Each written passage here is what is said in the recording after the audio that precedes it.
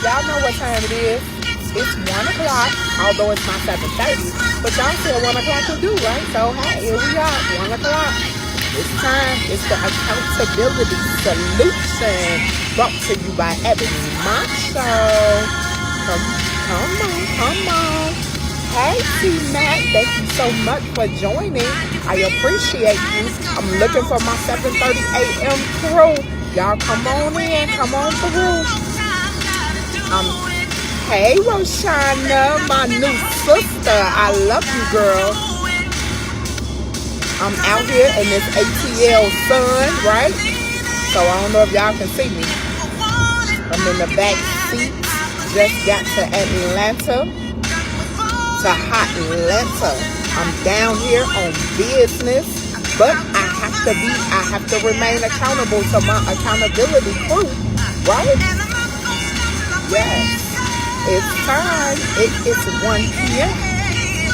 Tag a friend, tag a neighbor, let them know it is 1 o'clock. Hey, Miss Bond, thank you so much for joining. I appreciate you. Hey, y'all ready for today? Today is day 25. Can you believe it? Can you believe that we've been on this journey for 25 days? Oh my God. I can't believe it. I know, right, Roshana? Send some of that sun here. Send it back to Chicago. I know, right? Because it's sunny down here. It's not hot yet, but it's definitely sunny.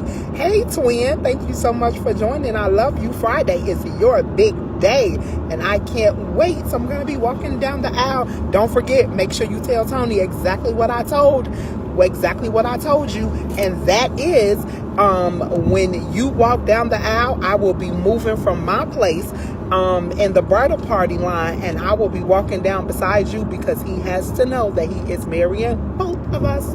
Bing. Okay. So yes, today is day 25, and we are talking about you have to be willing to hear the hard truths, right? So today is, y'all know what day it is, right? It is Edge Snatching Day. So I hope that you have available and ready, because we are snatching edges today, right? I'm snatching edges today. Sorry, my phone was ringing. I had to put it on Do Not Disturb. So again, today is day 25. I'm ready. We're talking about you have to be willing to hear hard truths. My name is Ebony Macho. I am a motivational speaker and accountability coach and the CEO of 360 HR Solutions. I teach entrepreneurs, leaders, and influencers how to build success. And I do that by helping them to create structure, to develop processes, and to implement solutions that are sustainable. And on this journey toward accountability, our solutions have to be sustainable. We have to be able to maintain them. So, hard truths, right? That's what we're talking about today. What are hard truths? So, hard truths are those things that we already know that we need to do, things that we know that we may need to say, or how we respond to a situation, but those things that we choose to ignore or pretend that they aren't true, right? We try to avoid hard truths because we just like living in a fairy tale land. We don't like the pain that is sometimes associated with the truth, with honesty, with the real deal. And sometimes it's difficult for us to look at ourselves in the mirror for who we really are, or for what we truly represent. And sometimes it is even more difficult for us to hear it from other people, right? So as long as people are telling us exactly what it is that we feel like that we want to hear, then we game for that, right? But when it's time for them to tell us that hardcore, those true facts, that information that's going to help us continue to grow and develop, we don't want to hear it. We don't want to hear those things, right? So on our journey toward accountability, toward responsibility and change, because we've been talking about changing from the inside out, we have to know how we are showing up for other people, right? Because in order for us to change, we have to ask people, how am I showing up for you? Now, a little while ago, my coach had me read this book called Miracle Morning, right? She suggested that I read this book called Miracle Morning.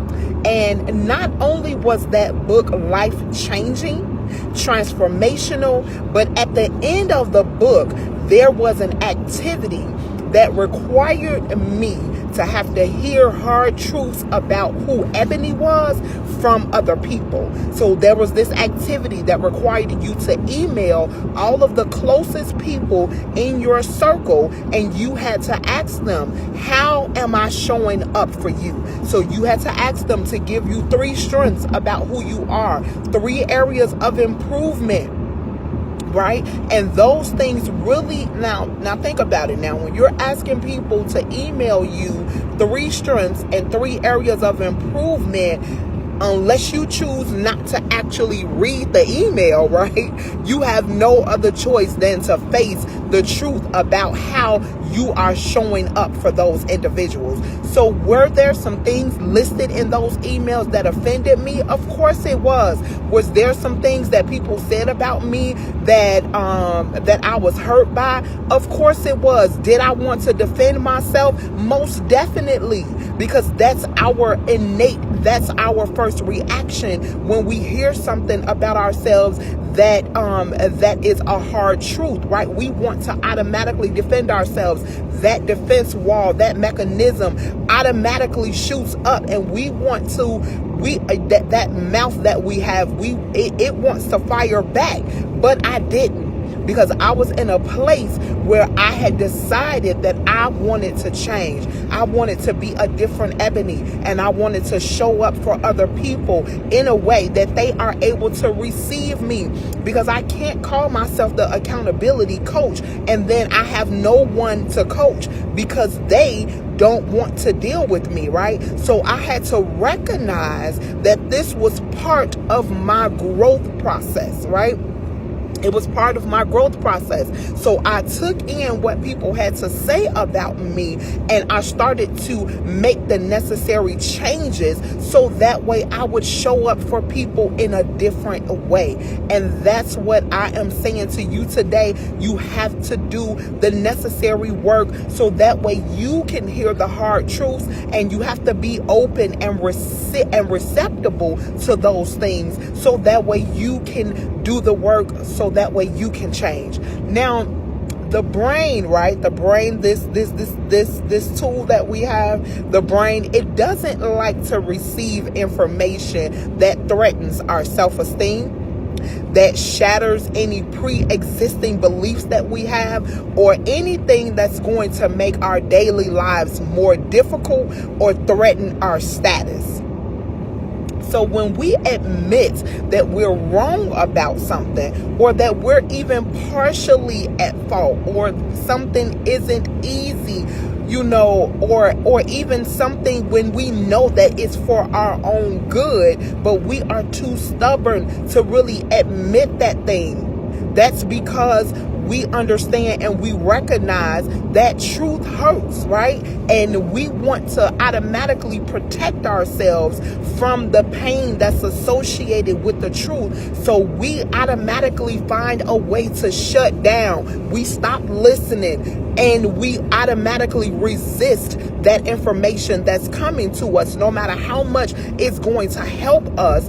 Our first response is to just shut down automatically, because we don't want to feel the pain that's associated. So you know what? If your breath stinks, right? For an example, you don't want to hear that from other people, and no matter how they come and say it a nice way, they can pass you a piece of gum, they can give you a mint, they can recommend a dentist, they can try to be sarcastic about it. I don't care how they come, because they're telling you something negative, which you view as negative about yourself. Even though it's a hard truth, you are not going to be in a position to receive it, because you feel like, oh my God, they just she tried that, right? Like, that's what we say. She tried that. But no, we have to always be in a position where we are willing to change. And that's what hard truths do.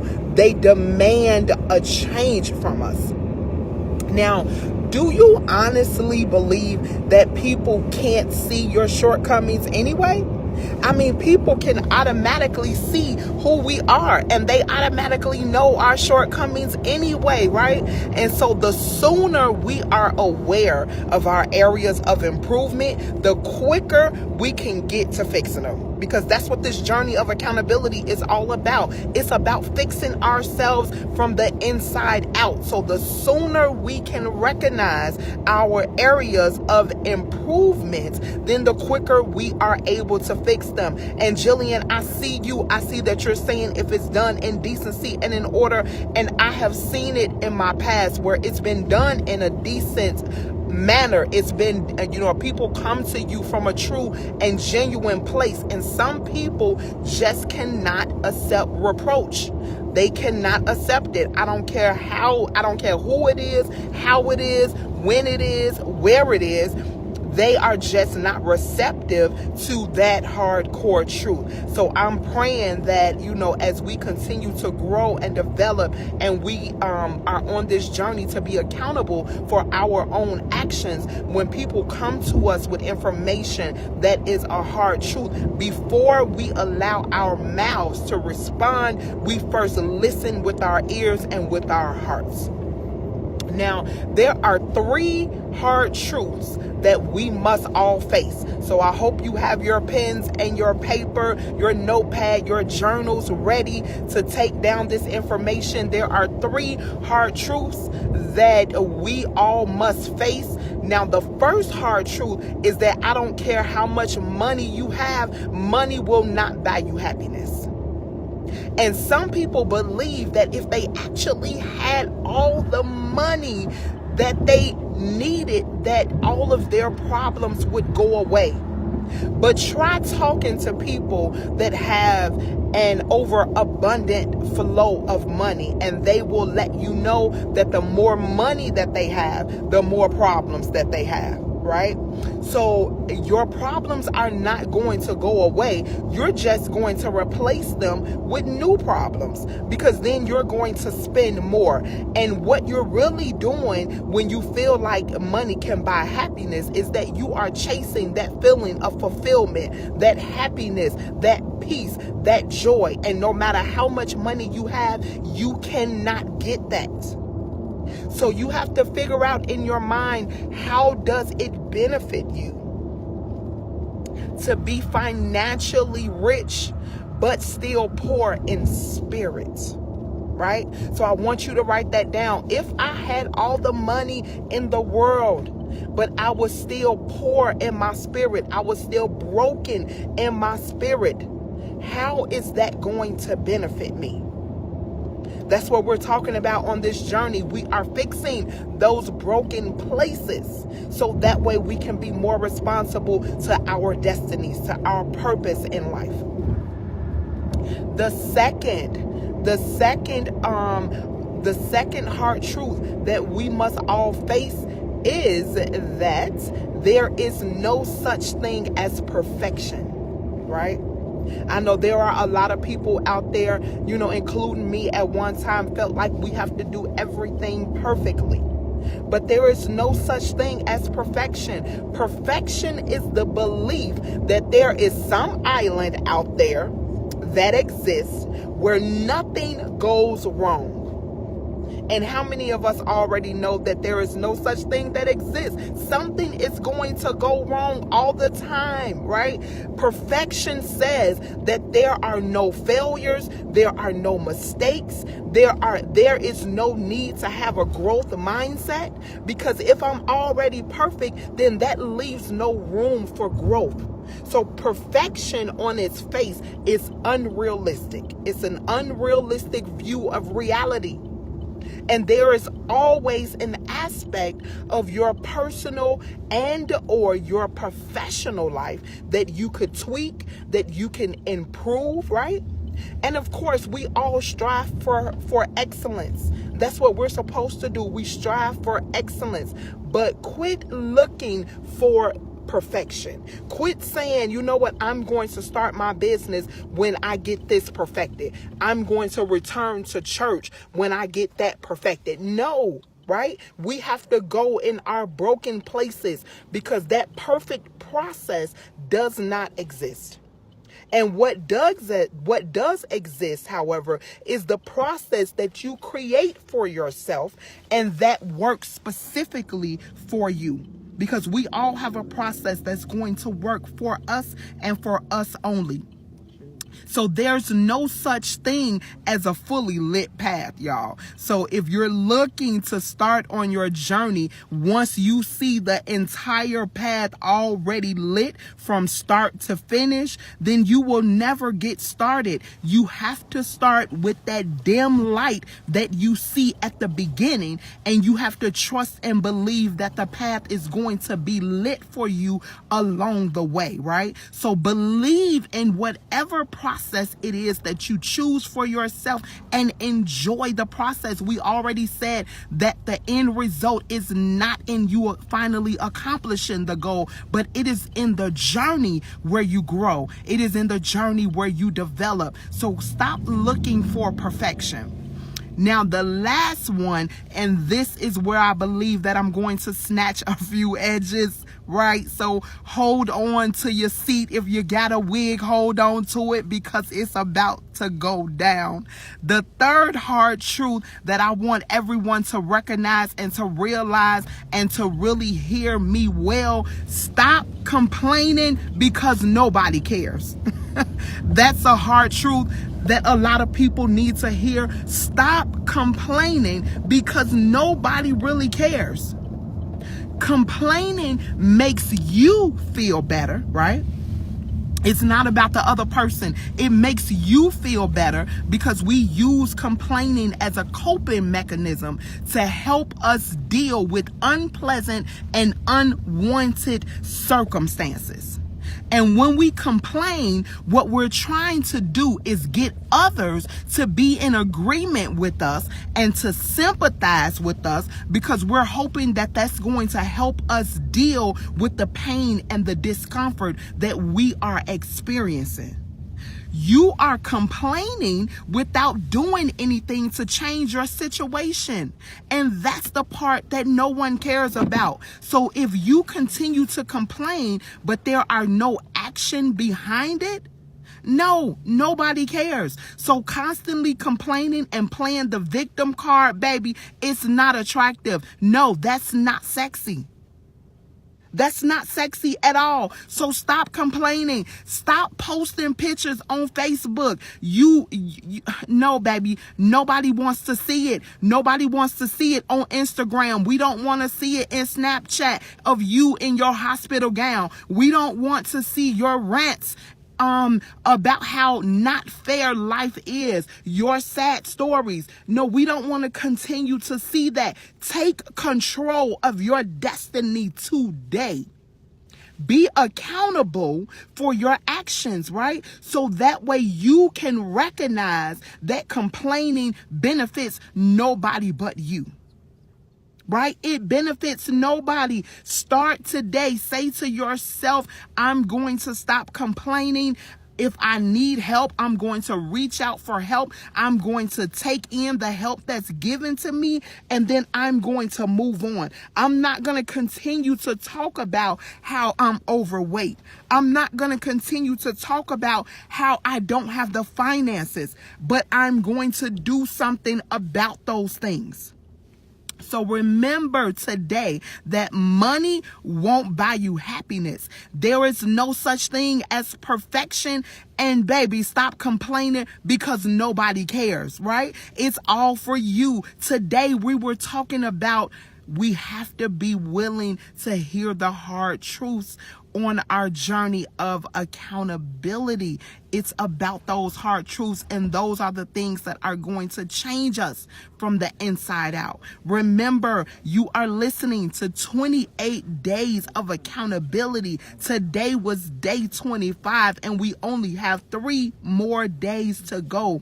Thank you so much for joining each and every day. Tomorrow we will be back on at our regular time at 7:30 a.m. To all of my Accountability Solution family members, I so appreciate you. I ask you to like, love, and share the video.